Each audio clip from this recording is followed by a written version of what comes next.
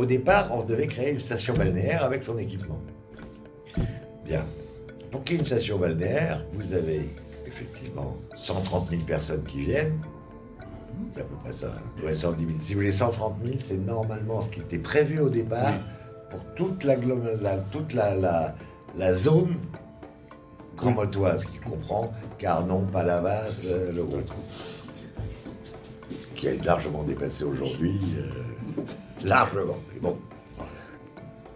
Effectivement, c'était que des stations balnéaires.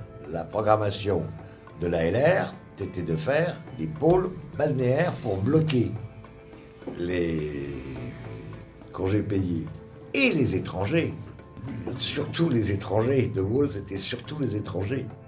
Les Allemands, les Hollandais, les Belges, qui traversaient la France avec de belles devises et qui allaient les dépenser sur la Costa Brava. Ça, il l'avait là. Donc, il a dit, on a une côte, ce qui est splendide sur le chemin, on va les bloquer. Vous savez, c'est un militaire, donc si on les bloque, on les bloque. Hein. Donc, le but, c'était vraiment de créer des stations balnéaires. Avec un équipement, mais des stations balnéaires. Alors, est apparu un deuxième problème. Cette station balnéaire, elle est devenue riche. Comme Carnon, comme Palavas, mais Carnon, Palavas dépendent toujours de Moyo. Plus Palavas, Carnon dépend toujours de Moyo. Et la Grande Motte dépendait de Moyo.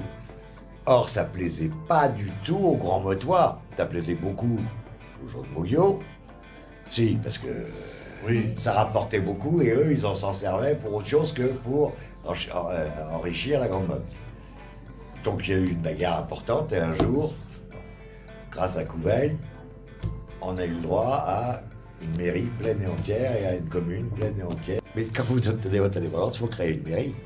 Et puis, chose d'ailleurs que papa, que Racine craignait énormément. Il craignait énormément que la Grande Motte, qui n'est qu'à 9 km, 8-9 km de Montpellier, devienne une ville dortoir. Donc c'est pour ça qu'il limitait au maximum.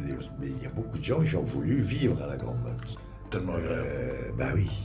Alors déjà, il y a aussi tous les gens qui y travaillent. Il faut bien qu'ils y vivent. Plus d'autres personnes qui sont venues et qui voulaient vivre à la Grande Motte. Et ça va de pire en pire, parce que Montpellier, comme toutes les grandes métropoles, Paris ou autres, ça devient invivable à y vivre. Et donc les gens veulent foutre le camp. Alors avant, ça se développait vers le nord. Mais maintenant, c'est saturé, donc ils redescendent. Et donc la Grande Motte est un lieu privilégié. Donc le fait de ce besoin a fait qu'il y a eu de plus en plus de population. Cette population, elle est jeune et permanente. Si elle est jeune, ben, elle a des enfants. Si elle a des enfants, il faut des écoles. Alors, il y a d'abord des écoles primaires, magnifique. Et des maternelles, mais ils grandissent, les charmants bambins, et après ils passent au collège et ils passent au lycée. Voilà. C'est l'évolution naturelle d'une ville. Le problème de la Grande Motte, c'était justement qu'elle n'avait pas d'histoire. L'intérêt d'une ville, c'est qu'elle ait une histoire. Une histoire qui s'est développée dans le temps.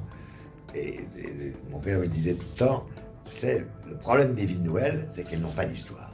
C'est pour ça qu'il a créé les places des vents. Oui. C'est pour essayer de remplacer l'histoire historique, je dirais, de la ville par une histoire symbolique.